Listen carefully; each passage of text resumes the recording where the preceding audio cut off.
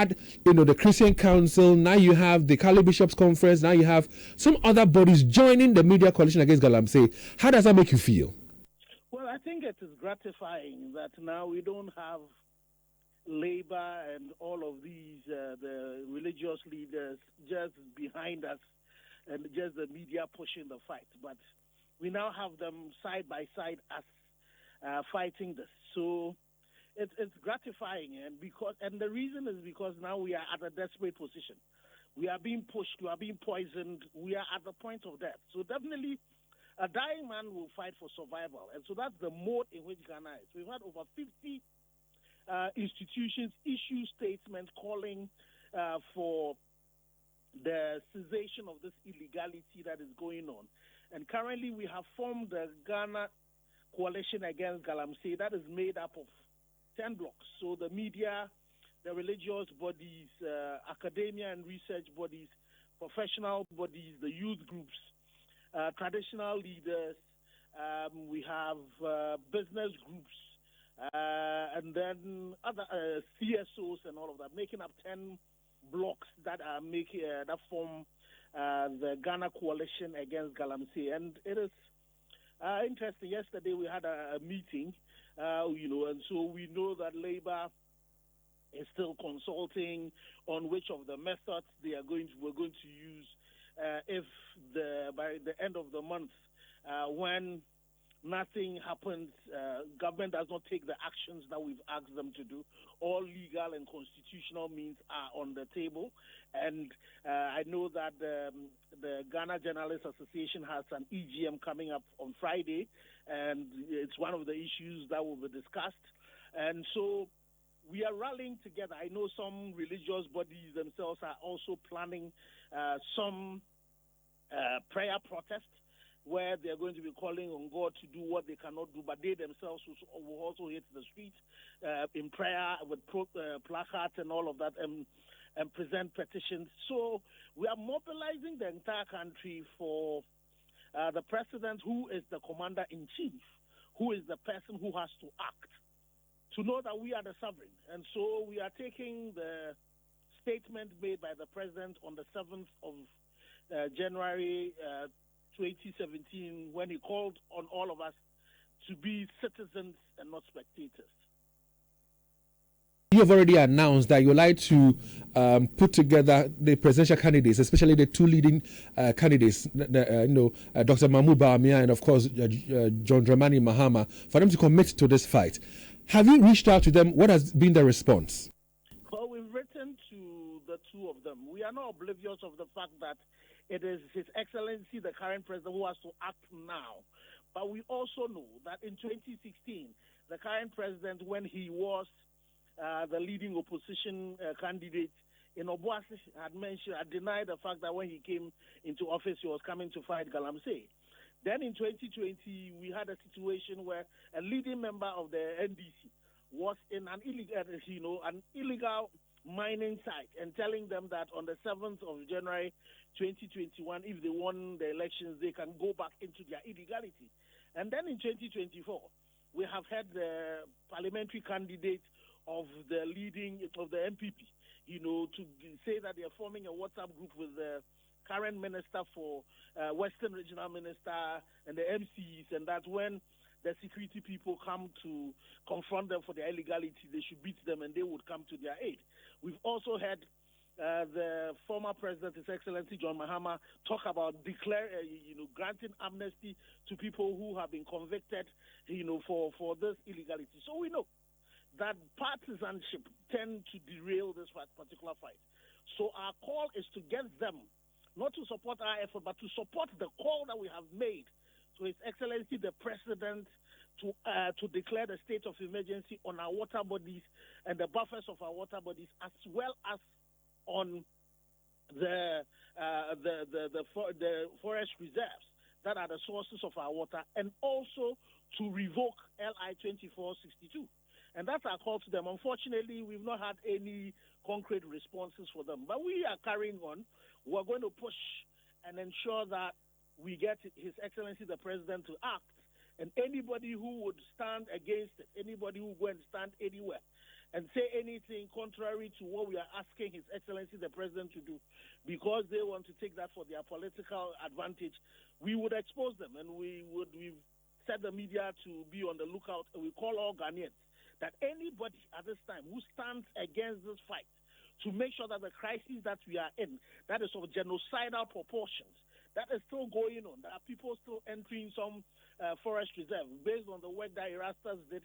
Some of them moved their recent work that Erastus has done. Some of them moved their equipment out of the forest reserve, but they moved in Nicodemously again.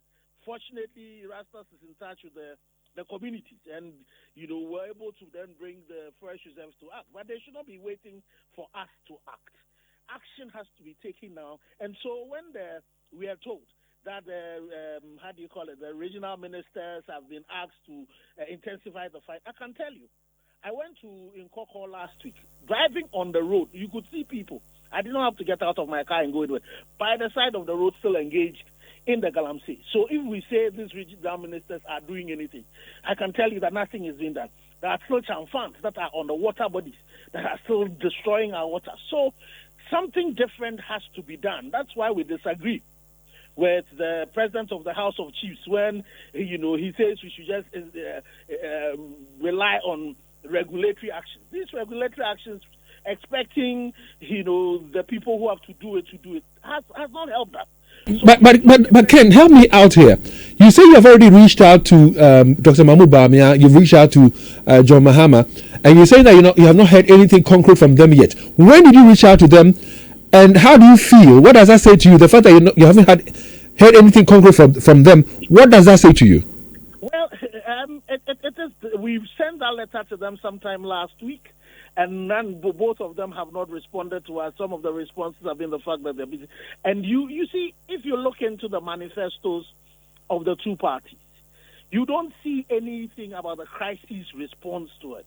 If you hear the utterances of all the things they are saying, they are not responding to it. And it is just because they think that those who are involved in the illegality might vote against them. It is because we have also not been angry enough to tell them that those of us who are victims, who are more than the numbers that they think they have involved in the illegalities, we would also vote against them. So we really need to make it clear to all and sundry that this is something that all of us abhor, and we are going to mobilize entire Ghanaians, that anybody who is seen to stand against the fight, against the let me quote the Minister for Lands and Natural Resources, the draconian, measures that is needed to save this genocide from continuing.